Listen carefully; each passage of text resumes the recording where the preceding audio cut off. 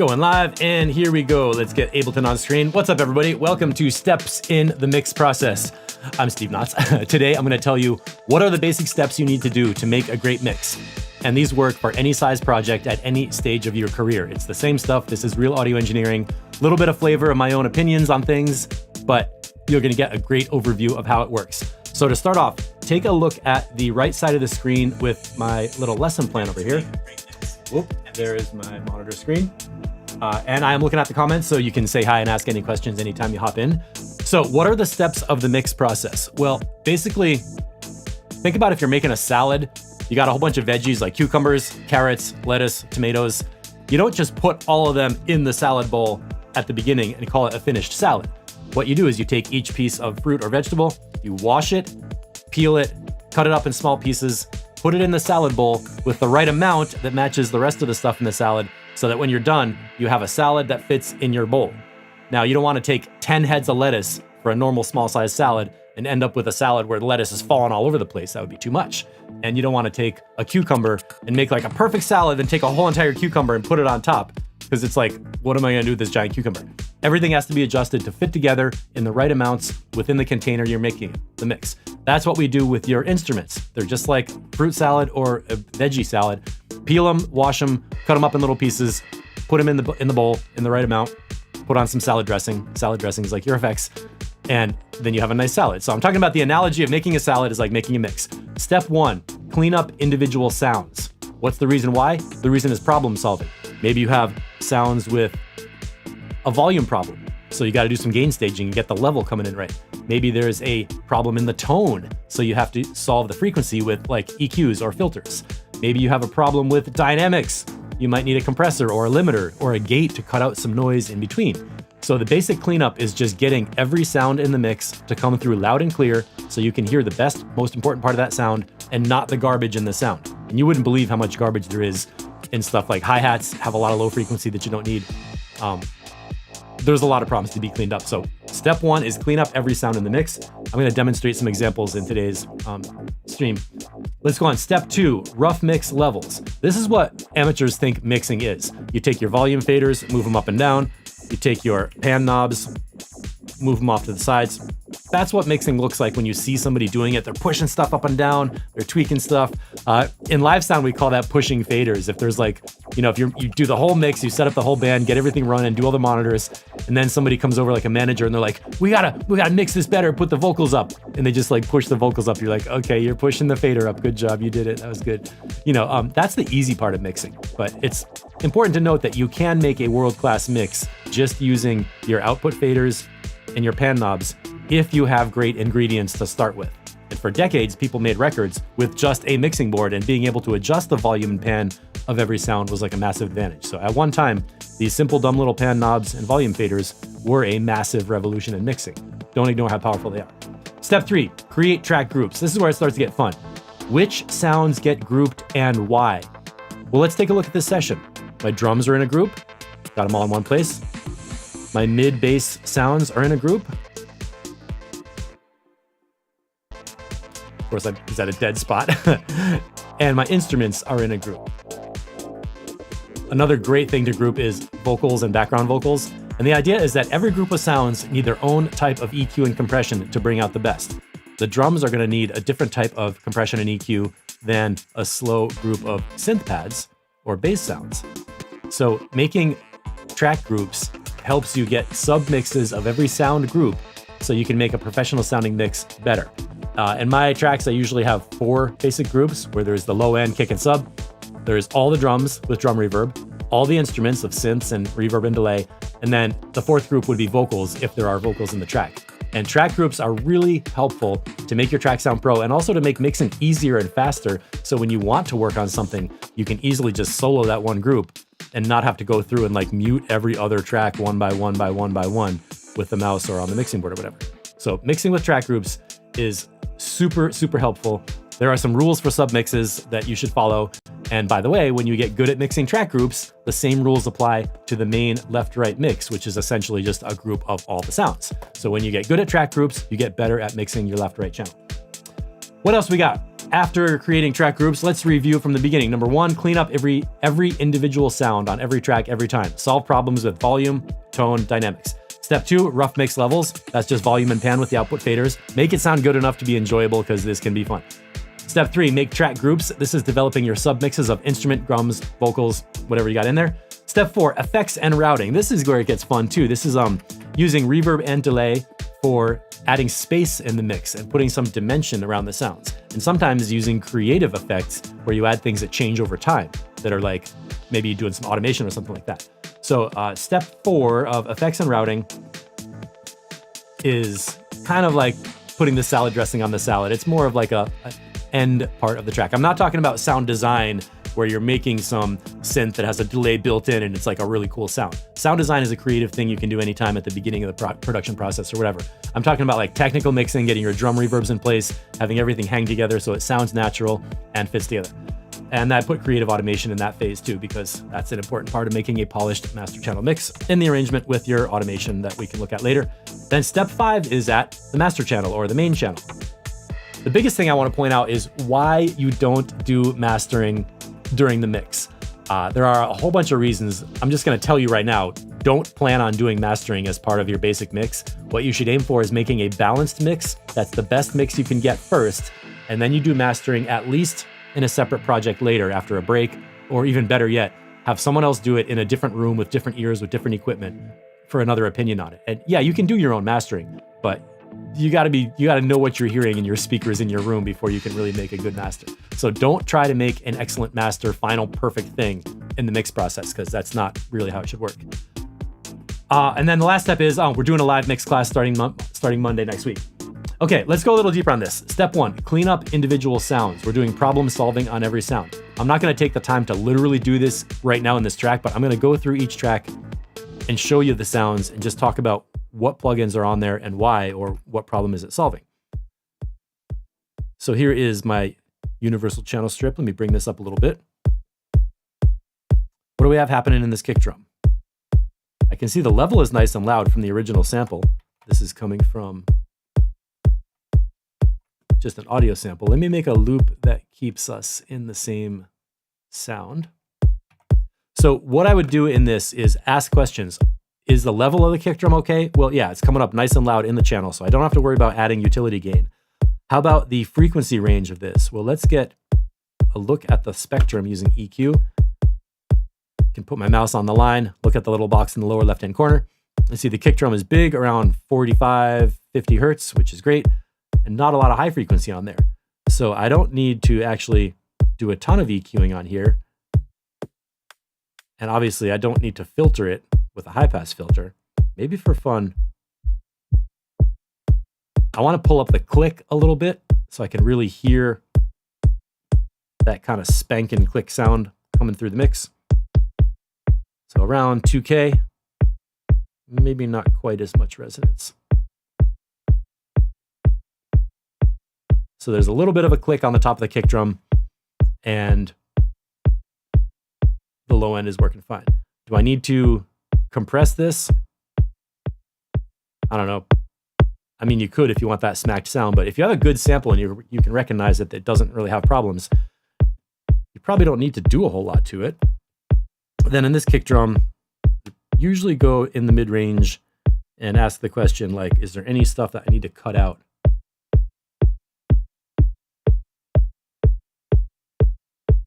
Sounds a little boxy around 450.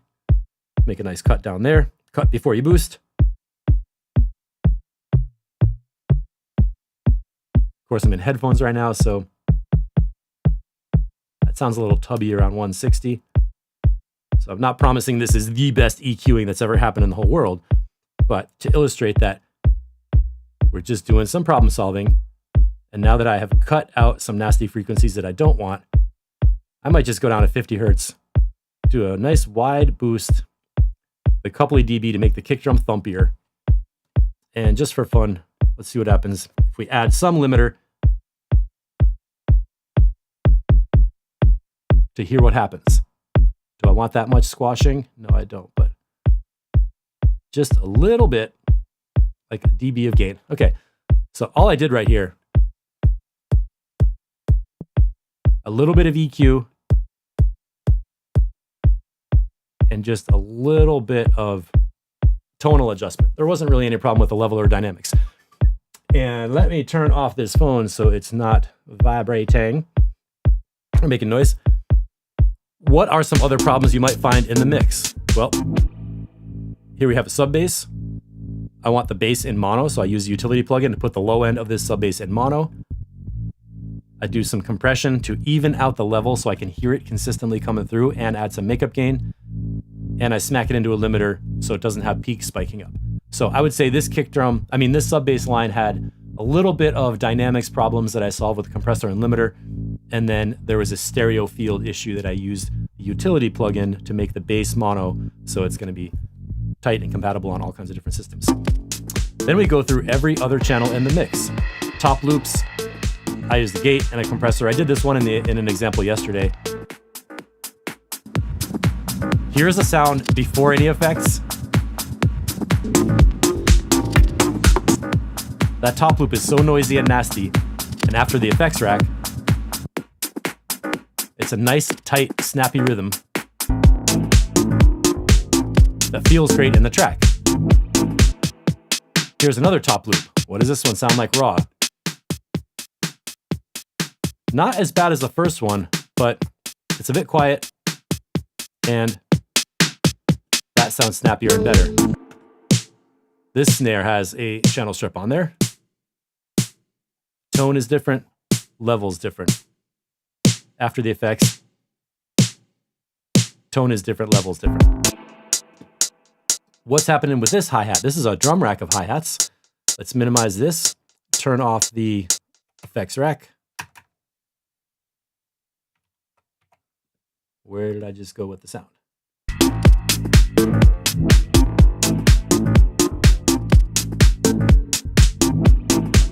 Okay.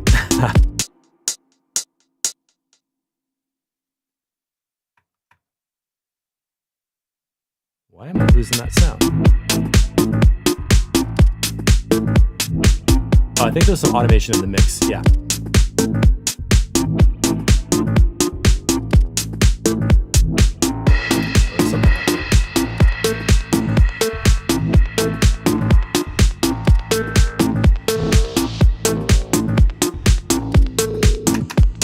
That is a short hi-hat loop. The only MIDI notes are right there. So now that I know where my sound is, here is the hi-hat sound. Let's hear it raw. Before, it's a little like brushier and quieter. After effects, it's a little louder, a little more sharp, like piercing, and there's some delay on there. So we go through every sound in the mix and clean them all up and solve problems. Let's go over to our instrument group. There's a lot happening over here. All right, now this is an interesting sound. We've got the roar device, auto filter, glue compressor, and utility. Let's go through these one by one. First thing is, we have a basic sample doing a keyboard part. The problem with this sound is it's just a little bit boring. And it kind of sounds kind of plastic and synthetic. So the first thing I wanted to do was make it creatively more interesting with the roar device. And you can see there's some automation on the dry wet to change it over time. That's like a creative sound design tool that happens here first before my technical mix tools. Then this keyboard part has more low end than I want for the mix. Solve that problem with a a high pass filter cutting off the lows. And set that around 200, 250 hertz. Next, this is a wide dynamic sound, and the effects coming from roar are some subtle background effects I want to hear louder. So when you have a sound where the quiet parts are not loud enough and it has a big volume spike, that's a perfect place for compression to control the peak and raise the lower part with makeup gain. So we have a short attack time, short release time, so the gain smacks the peak of the sound, compression lets go, and we have makeup gain coming up to turn off the quieter part. And then, this is interesting, I put on the utility with the stereo width a little bit less wide to bring it closer to the center because I didn't want to feel like that sound was splashing all over the place. And notice that on return B, there's also some reverb happening, and On return C, we have some echo. So I'm using my aux returns for some mix tools, as well as some basic cleanup stuff with the high pass filter and compressor. Now, let me just pause and zoom out for a second. If this seems complicated to you and I feel like, I'm diving into all this stuff and showing you way too many things at the same time, remember, we're just doing a basic, simple process. We're cleaning up the individual channels. That keyboard part had too much low end. The number one thing I need to do on that is just use an EQ to cut out the lows so the keyboard can speak in that mid-range voice. And then after that, the delay and reverb and effects, those are all creative kind of spices to make it taste good. Salt and pepper, whatever. The basic thing we're doing is making the sound individually loud and clear in the mix so that we can pull it through the instrument group, not have it competing with the sub bass or the bass line or anything. It's really a simple process. Problem solving, cleaning up sounds, making everything sound good. That's all we're doing. Let me move on to rough mix levels. I actually have another track I want to demonstrate and just show you kind of everything. During the mix class on Monday, we will go through each individual track. You're going to have an Ableton project, you're going to do the mixing, and you're going to have a simple effects rack like this one, the Universal Channel Strip, that I'll guide you on using it to identify what are the problems in the sounds, how do we solve them with EQ and compression, and then bring them into the mix so the mix sounds great without taking 20 million years of EQing it. That is what we're doing in the live mix class on Sunday. I'll tell you more about that later. What is step 2? Rough mix levels. Okay, so let's say every sound is coming through loud and clear. What I do, and this is a simple recipe that you can do, start with your low end kick drum. And let me bypass this audio effect rack. This is a master channel rack I put on here for the broadcast, so the track will be loud so you can hear it. So let me get my monitoring level up around a little bit right here. Step 1, I take my kick drum, I set the kick drum channel so it's peaking about -12. That is the peak level meter that I'm clicking right now, the oval one to reset. It's showing a peak around -12. And over here on the main channel is peaking around -12. The goal here is have your kick drum around -12 dB on the master channel for electronic music. Then we're going to do a bottom up mix and mix the track around it. Now, am I going to just grab the sub bass volume and just unmute it and like let it come blasting through? No, when you're making mix, take the volume fader down, then activate the track so you don't blow out your ears or blow up a sub amp in the club or whatever. Then fade the sound in. I don't want to just unmute a sound with the volume fader all the way up, like up here, because you get that. In the studio, it can mess up your hearing for a little while. In a live show, you can scare the crap out of the audience and like never get booked again. And in a live mixing setting, in a real PA, you can actually blow up an amp or a speaker and end the night, or mix with half a PA for the rest of the day, which sucks. And I've done that. I did that playing a Justin Bieber track. I was so pissed. Stupid subwoofer. Anyway, take the output fader down, activate the track, and fade it up with your sub next. We start with the kick drum on the rough mix, then we bring in the sub bass. And as a general rule of thumb, your sub can sit about 5 dB below your kick, roughly. This is going to change depending on genre and style and taste, but approximately for a rough mix, have your sub bass coming up somewhere around 5 dB lower. And now you see on the master channel, we still have like a good 12 dB of headroom for all the other instruments, but the kick and sub take up the most headroom in the mix, so you do them first. Once you have your kick and sub in the right relationship to each other, don't touch it. Mix your instruments, mix your drums, mix your vocals, leave your kick and sub in place like a foundation that's gonna stay there. The rest of the stuff can change. The mistake people make all the time is that they go and make a mix and then the kick drum's not loud enough. So they put the kick drum up a little bit and then they're like, oh man, snare drum's not loud enough. And they put the snare drum up a little bit. Then they're like, oh man, my bass line's not loud enough. And they put their bass line up and then guess what? They can't hear the lead synth and the vocals. And they put those up and next thing you know, the whole entire mix at the master channel is clipping and jacked into the red. And instead of pulling the levels down and balancing it properly, they go and slap a compressor and a limiter on the master channel and try to export it and call it done. And it never works because the mix is not balanced to begin with. The way to get a balanced mix is get your kick drum and your sub bass in the right relationship first. And then if you want it louder in the room, freaking turn up your monitors a little bit. Obviously protect your hearing, don't monitor at a loud level, but since we're doing the mix down process, sometimes you need to bring your monitors up a little bit to compensate for your faders being a little bit low. Let's keep going, make a rough mix, drag the output fader down, unmute, and fade it in. This is where mixing gets to be like super hypnotic and fun, and you just get to like groove out and listen to it.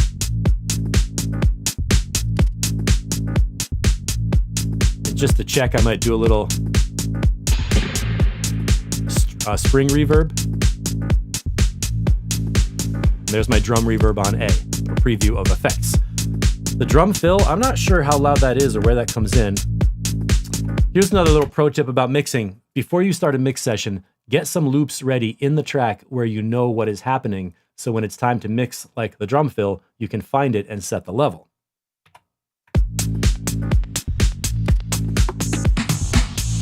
And I like drum fills kind of loud. Let's check that again.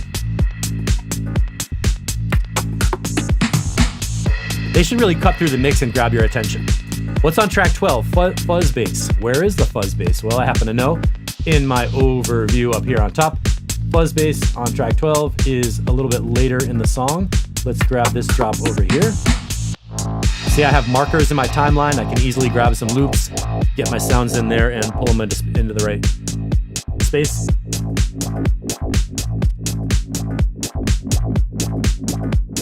And at this point, making a rough mix is really fun.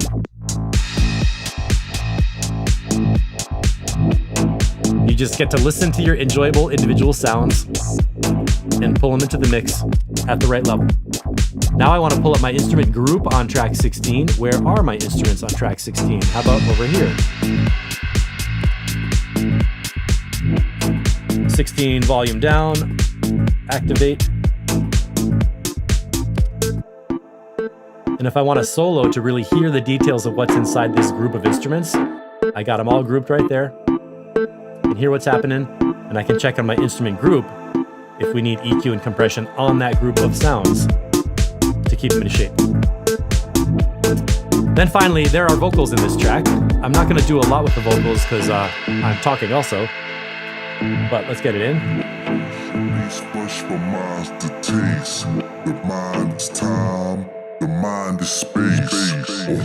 There's a creative effect on return C. And there we are. We are up to a solid rough mix in step 2. All I did was just listen to the track, put up the levels at the right place, and make a basic mix, starting with the kick and sub foundation. And I gave you a massive clue with the kick drum at -12, sub bass around a few dB below that, and then just fade up the sounds until you hear enough of each sound. Don't get competitive with your mix. Don't try to push it up loud. If you feel like it's not loud enough in the room, keep your hand on your monitor knob and turn it up just a little bit so it sounds right like music at the level you normally listen to music in your house. Don't hurt your ears. Don't monitor at a loud level for a long time. If you got a dB meter, keep it below 80 dB SPL. That means the volume in the room. Like, be careful with your hearing. It really makes a difference for the length of your mix down life. So creating track groups, what is in each group and why? I kind of talked about this already, but the drums group is the basic beat. Top loop, snare, hi-hats, tambourine, and crash. Let's just get a listen on that where everything is in. Here's tambourine over here. So right now, the reason I like these is in a group is I can do a detailed mix on all the drum sounds, and I don't have to go and click 8 solo switches to make a mix with 8 channels. I got them all in one place just for convenience. That helps. Also, this is creatively one whole package. So if I want to mute all this stuff in the track, I can do it that way.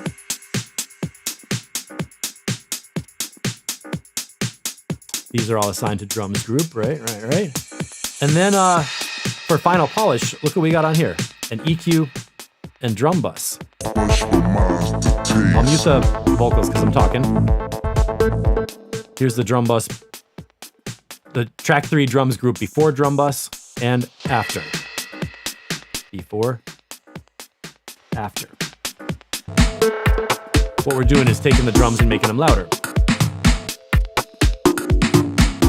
Drum bus happens to add a lot of low end, so I put in a low shelf EQ around 70 hertz to just remove some of the bass from that drum beat, so it's not getting too flubby and deep down there. What other sounds do we have in groups? We have the mid bass group.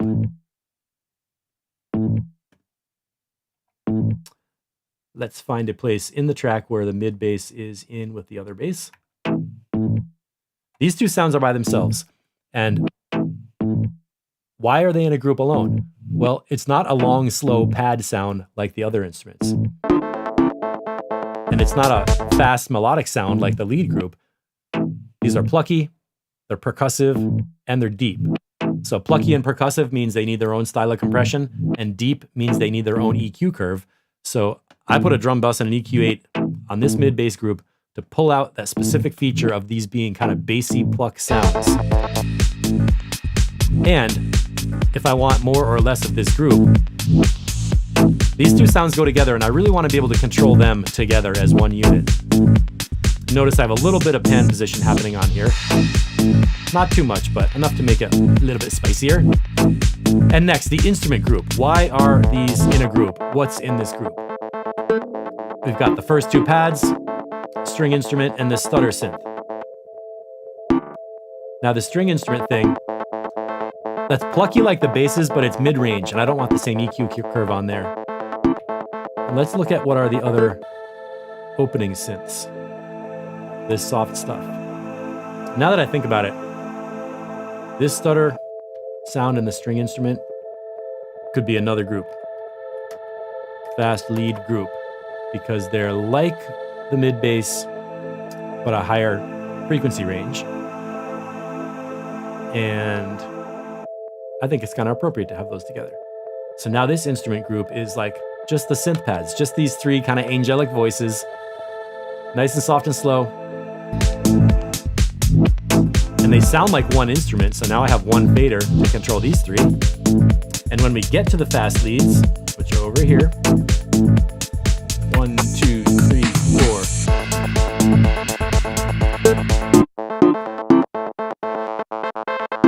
Get a little stereo field on this group. It needs a bit of compression because it's a very plucky dynamic sound. I want peak mode, short attack, short release.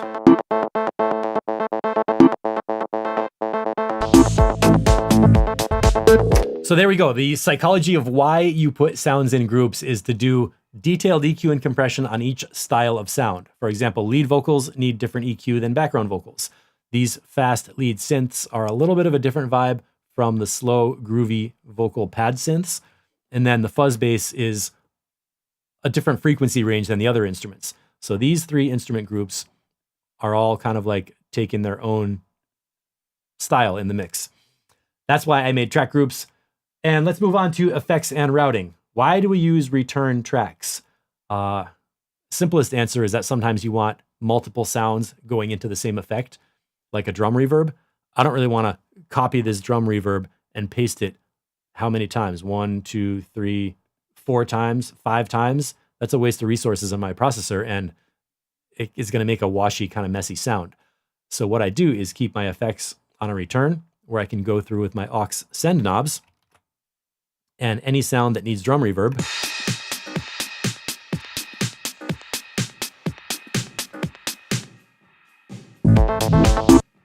I can send it right there into the reverb. Little detail about reverb.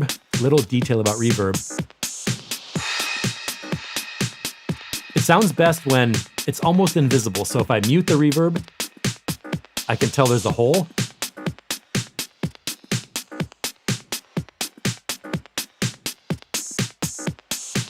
The right level for drum reverb, if you ask me, is loud enough that, like, if you mute it, it sounds like it's gone. But when it's in, it doesn't sound like it's noticeably obvious. It should feel kind of natural. Just like the drums are in a space. And then for EQ, I cut out some lows. I even took down some highs, because I don't like that real brittle, super bright reverb. I like a little bit of a kind of swishy, darker drum reverb. Another reason is, what are the sounds going into the drum reverb? Crash, hi-hat, snare, all those sounds have a very bright attack and a high frequency content, so I don't need more high frequency in the reverb. I just need some space around it. So that's my reverb on return A. What's going into return B? I believe that was a synth reverb. And this is a spring type. Now this is fun. It's got that classic spring sound. It's like almost like a flutter. And that really puts that bass into a nice space. This bass has so much low end, I don't even want it in that spring except for a couple little moments. And then the vocal. The mind's the taste, mind is time, the mind is space. A horn rush, a spring bass reverb. rush for mind's the taste, the mind is time. So I used the drum reverb and the synth spring for a double effect with the vocal to make that vocal nice and rich and feel kind of like it hangs together with the drums and the synths. And now reverb C. Mind is time, the mind is space. Mind is time, mind is time, the mind is space. Vocals always sound good in delay, if you ask me. And then we've got a bunch of automation on the delay time and the feedback to do creative mix effects during the rest of the track. So where are we in this whole process? We did cleanup on the individual sounds to solve specific problems with volume, frequency, and dynamics. We did rough mix levels, which was the fun part, setting the kick drum at -12, building up a mix around it with your sub bass, drums, and instruments. Check your monitor levels. Your monitor levels should change while you're mixing. So don't expect to have your monitors just fixed in place and you make a mix that sounds good like that. It's much better to constantly adjust your mix and adjust your listening level so you can always hear at a comfortable level. Next, we created track groups to solve the problem of different sounds needing different EQ and compression, and also for practical purposes to have one place where we can mix all those sounds of that group at once, like drums or instruments, easy to solo and mix. Next, we did some effects and routing, a super quick view of return tracks and send tracks and why we set them up like that. So we can put a bunch of sounds into a return, add some space and dimension. A little goes a long way, don't overdo it. And also a hot tip here, effects get louder in mastering. When you do compression on the mastering process, like multiband compression or bus compression, you're gonna do some makeup gain, right? And the effects are kind of quiet in the background of the mix. So when you add makeup gain in the mastering process, you're effectively making your reverb tails longer, your delay tails longer. Any effects, kind of washy, swishy background noises like reverb are going to get louder. So it's okay in your main mix to have your levels of return effects a little bit lower than you might like, because they're going to get louder in the mastering process. That's one of the joys of mastering, is hearing that stuff come to life. And now, speaking of the master channel, I said something like why you don't master in your mixdown session. The first reason is that, number one, we've been listening at crazy different levels in solo and in groups for like 2 hours. Your ears are going to be a little burned out. Emotionally, you want to like it, but that doesn't mean you can actually hear what's really there. And you need an accurate sound picture to make mastering decisions. So in the mastering process, what I recommend you do is export the best stereo mix you can with nothing on the master channel, just a raw left-right mix, and then do mastering in a separate project later. There's another really important creative thing. To get some background music so you don't have to just hear me talking. I'm gonna make a loop using my handy markers so I know where the track is. In creative terms, a lot of times I see people who are trying to do mastering in the mix. Like I see this on Zoom calls and they're like, this synth is just like, I wanna like tweak something on the synth. And in the middle of like a so-called mastering session, they're back in Serum, tweaking an LFO, moving a filter around because they got a creative idea to make the mix better because it wasn't good enough. And they're trying to do mastering at the same time as some last minute edits on the mix. And it's like, that's just, you're gonna go around in circles and never, ever, ever get done. Make a mix, commit to the mix being done with your sound design, song structure, and mix levels, then do mastering on your stereo mix. If you find a mistake that's so bad you have to go back and fix it, then yeah, go to your backups, fix it in your mixdown session, export a new mix, and go and do the mastering. But trying to master at the same time as mixing is not the best way to make tracks. The only way I would do that is if I was making like a 30-second beat loop for a video promotion and I just wanted it loud, then yeah, I'll put on a mastering rack, turn it up loud, export it, and be done, because it's just a little promo video or something like that. It's not for album mastering and real like studio quality mixes. Do your mastering in another project later. So I'm not even going to show you mastering today, but I will show you what is on this mix for a rough level. And before I turn on this rack, I'm gonna turn down my broadcast level because I see 12 dB of makeup gain here, 2 dB here. I don't wanna bust your head, so I'm gonna turn down the broadcast level, hit the mastering rack on. Now I can see my main channel is up into the red. This is nice and loud. What time is it? 12:34, good. Now I can turn up my broadcast level. And what am I doing here? Well, I have one glue compressor that I have set up not to trigger by the kick drum. That high pass filter on the input means the kick drum is not triggering it. And I think I rebuilt this mix, so let's redo this rack. Pretend we're starting over. Bypass limiter, bypass peak, bypass 2 to 1. This is another moment when we need some loops so we can do some mastering. So we can hear the master channel at a loud part. When you're making your mix, you need to hear the loudest part of the track so you know what your levels are doing. Now, with this one, I just want some basic compression, nothing too crazy. Less than 5 dB of gain reduction. And add some makeup gain to just make it louder. Now you can see the master channel is too loud. Let's take that makeup down.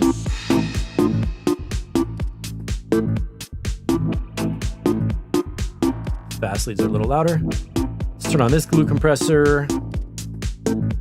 Bring down the threshold enough to just catch some peaks, add a little makeup gain. This is what I call a test mix. Got a clipper on there finally, and a limiter. And now I have something that I can export and listen to and check the mix to see how it sounds so I can play it in the car, play it in a DJ set, just check how it's working before I go on to the final mixing. And I see some pan differently that it's throwing my mix off. I don't think I want that sound that far off to the side. Maybe like that. Okay, so that is what I do, because to be realistic, I know you want to play your mixes and hear them and share them with your friends, and sometimes you want a loud level mix. So what I did on the master channel is for a test mix. It's just simply raising the level, controlling a couple of peaks, and getting something I can export, listen to, compare it to other tracks in the same genre, see if the song form works, see if the sound design works, see if my rough mix translates to other speakers when I'm playing it on earbuds, in the car, DJ headphones, on my mobile speaker, on a Bluetooth speaker. You know, it's a really good idea to make test mixes and check them all the time. It's super exciting. And guess what? Someday your test mixes are going to sound so good, people are just going to think it's a track. And it will be. It'll be a basic track. And at that point, when you get them mastered, they're going to just sound like, boom, world class. So it is 12:36 right now. What I wanted to do today was go through the simple mixdown process that you can do on any piece of music at any skill level. Each one of these steps expands with your skills, but they stay the same in any studio setting for the rest of your life. Why? Number one, we got to clean up the individual channels to get the best of every sound. EQ, compression, gain staging. You're always going to do that on your individual sounds. Number two, rough mix levels. Well, yeah, you're going to make a mix. It's the simplest thing you can do. Now, if you get done with step two and your mix is perfect, maybe you could get it mastered and be finished, but probably there's going to be more you want to do. Step three, track groups. Now, this is a flexible one that depends on how many channels you have in your track, how many different instruments, and what they are. So I'm not going to tell you you have to make track groups, but I find that it does help a lot. For an example of when not to use track groups, maybe I have 16 channels. I just want to make a mix, do some multi-band compression on the master and export it. You can do that, but the more I use track groups, the less I need master channel effects. I never use multi-band compression on the master channel because I handle multi-band compression with track groups. Each different group is essentially kind of like a different frequency range that has slightly different EQ and compression. And I don't need to do multi-band compression on the master when I handle those situations of frequency and dynamics in the groups of sounds. So for me, track groups are a way to do more processing before the master channel. Step four, effects and routing. I didn't talk about automation too much, but it is a really, really fun part of making music to automate your sounds. For example, this fuzz bass. Listen to how this sounds over time. This is happening mostly with the auto filter plugin. The frequency is moving, the resonance is moving, and the amount of automation. So listen to what happens here.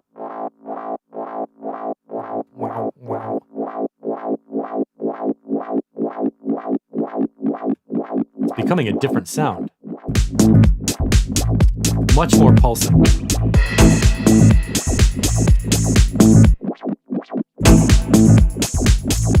So I don't have to deal with a fuzz bass that just does the same thing over and over again all the way through the track. When we get to this later part of the song, down here, we have a really cool effect sweep.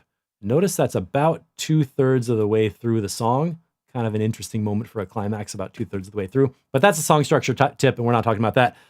What else did we do? Effects and routing, creative automation, and then the master channel. Why you don't do mastering in your mix session. The master channel is a great place to check things like phase in your track with a phase meter and spectrum to just have an idea of what's happening in the mix, see where your sounds are popping up, and make some decisions. I can tell right now the reverbs sound weird, the mid-range is probably a little too loud, and I think I went too far with that bass group. But that's okay, because I'm teaching in headphones on Zoom or on YouTube. I'm not trying to make a perfect mix in this live video. I'm trying to show you the steps of mixing that you can do to get to a final mix that's going to sound great. And again, these are things you can and should be doing in every track you touch for the rest of your life. For the last time, clean up the individual sounds, make a rough mix, put your sounds in groups for stereo width and dynamics and tone control. Do your effects and routing with your reverbs and delays and creative automation. In step 5, go to the master channel, check for phase problems, check for a coherent mix picture, and export a test mix that you're happy with. And then also export a high definition pre-master that you can get mastered later. Main idea is don't do the mastering in your mix session. And number 2, change your monitor levels really often. You should be doing that all the time. Even if you just solo a track, you might want to turn your monitors up a little bit and then turn them back down before you unsolo it and drop the sound back into the mix, because it's going to get louder. If you got any questions and you're watching now, drop them in, or if you're watching on the replay, drop a comment that I can answer later. Last thing I want to do is show you where you can find out more of this stuff. So here we have 10-step mixdown process. This is a PDF guide that you can download. And I actually have noticed since I wrote this, there are things I do differently. So we're going to update this next week in the live mix class. But that is the PDF guide that comes with this lesson. And let me get to the info pack for the live mixdown class. This is a free download. The link is in the description on this YouTube video. And when you sign up for this free info pack, you're going to get all the guides that I did this week in the mix background prep. All week I've been teaching the background concepts you need to know for mixing, like terminology, the tools, the basic concepts like gain staging and headroom and clipping. The mix tools are here. The VU meters guide, we did that yesterday. Today is a 10-step mixdown guide, stereo export checklist, and most importantly, the universal channel strip rack, which you saw on my kick drum. This is a free effects rack you get in this live pack, or in this info pack, to play with in your own tracks. It has the mix tools you need in order to lead you through a mixdown process with gain staging, EQ compression, and leveling. So this is all the info pack. Sign up for this if you are interested in taking the mix class. Next week, starting on Monday, I'm doing a live mixdown class where we're going to meet on Zoom. You get an Ableton project with audio files and plugins on the tracks, and we're going to do the mix together. So you get to actually do the fun stuff. Instead of watching me doing it, you can actually do it yourself and make a mix using these mix tools and audio effects and principles and instructions with the checklist to guide you through. And then at the end of the week, we'll do a little track feedback so you can play your mix, ask for some critiques from other people, and hear how you did. And this is super fun. It's the best way to make progress with your tracks because you're learning a mixdown recipe that you can use all the time, that goes in steps. It's structured, organized, basic, simple stuff. And then the longer you do it, the better you get. You'll get better EQing, you'll get better at recognizing compression, and you'll definitely get better at using effects in a creative way to make your mix sound awesome. So it comes out crisp, bright on top, wide with a stereo field, and this tight, heavy, deep, focused low end that's just making like bass drop and bass beats come through the speakers. And that's really the most exciting thing about mixing. So I'm Steve Knotts. Thanks everybody for the comments during the week and all the support and everything. I really appreciate it. I guess I'm going to sign off right now. And I will see you tomorrow for another live stream. And then we start the mix classes on Monday. Drop a comment if you have any questions, and I'll see you later.